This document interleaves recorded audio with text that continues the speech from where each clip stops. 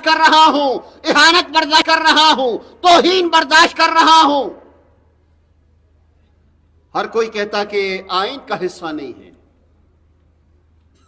جب ایسا ہے تو صوبائی حکومت کو چاہیے کہ وہ جائیں اسلام آباد میں ایگریمنٹ کریں۔ جب تک کہ اس خطے کو آئینی حیثیت نہیں دی جاتی یا مسئلہ کشمیر کا حل نہیں ہوتا، استصواب رائے نہیں ہوتا، ہمیں دیا جائے۔ آج اسی بنیاد پر گلگت بلتستان کو ستایا جاتا ہے کہ تمہارا ذریعہ آمدن نہیں ہے، اور وہ لوگ کہ جو اسلام آباد میں بیٹھے ہیں وہ دیکھتے ہیں کہ 2000 میں بوری مل رہی ہے۔ جیسے ایک مہمان شخصیت نے بھی کہا تھا کہ گلگت بلتستان میں 2000 کی بوری مل رہی ہے، یہی بوری جو ہے وہ اسلام آباد میں اور لاہور میں 15000 کی ملتی ہے۔ تو یہ کوئی محرومی نہیں ہے، محرومی تم نہیں سمجھو گے، محرومی ہم سمجھائیں گے کہ محرومی ہوتی کیا ہے۔ لہذا یہ سلسلہ چھوڑا جائے، ان اسلام آباد میں بیٹھو، پاسکو یا دوسرے محکموں کے اندر بیٹھے ہوئے لوگوں کو سمجھانے کی ضرورت ہے۔ جب تک کہ اس گلگت بلتستان کو آئین کے زمرے میں نہیں لایا جاتا یا استصواب رائے نہیں کیا جاتا یا استصواب رائے تک اسے خود آئین بنانے کا اختیار نہیں دیا جاتا، ایک ٹیڑی پیسہ تم بڑھانے کا اختیار نہیں رکھتے ہو۔ کیوں دیں ہم؟ صوبائی حکومت ذمہ داروں سے کو میں متوجہ کر رہا ہوں، جاؤ ایگریمنٹ کرو، فائنینشیل ایگریمنٹ کرو، معاملات طے کرو، ورنہ یہ گندم کا طوفان آدم کو جنت میں ٹھہرا نہ سکا۔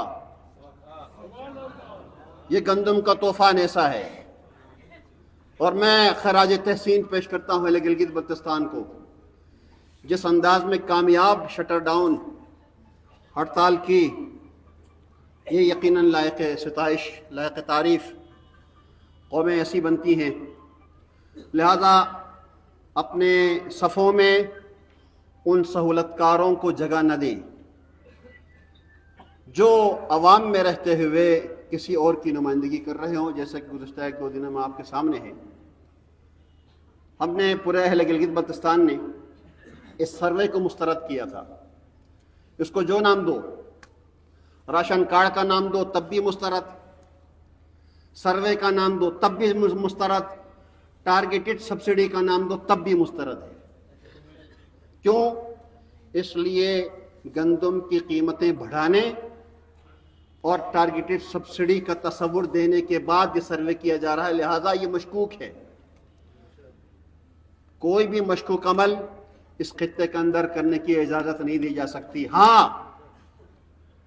ہاں اس کوئی ایگریمنٹ کے بعد تم جو کردار ادا کرو گے ہم اسے دل و جان سے قبول کریں گے۔ لہذا پروردگار کی بارگاہ اقدس میں 10 بدعائیں ہیں کہ پروردگار ہم سب کو اس مملکت خدا داد پاکستان کو تقویت دینے، اسے مستحکم کرنے کی توفیق عنایت فرمائے، اور جو بھی اسے کمزور کرنے کے در پہ ہے۔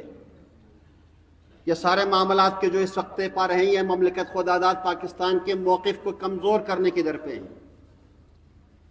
ان کمزور کرنے کے در پہ جو لوگ ہیں جو مسلسل یہاں گلگت بلتستان کے اندر مسائل اٹھا رہے ہیں، کبھی کس پر ٹیکس، کبھی کس پر ٹیکس، کبھی کس کی قیمت بڑھانے کی بات، لہذا ہم اکتوبر 2023 کے اسی قیمت کو برقرار رکھنا چاہتے ہیں، اور اس سے بڑھ کر ایک پیسہ، ایک ٹیڑی پیسہ بھی بڑھانے کے لیے تیار نہیں ہیں۔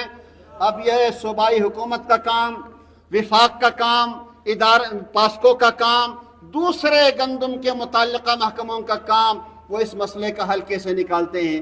وگرنہ یاد رکھیں 76 سال کا جو احساس و محرومی ہے، اس محرومی کا اگر ہم صلہ مانگ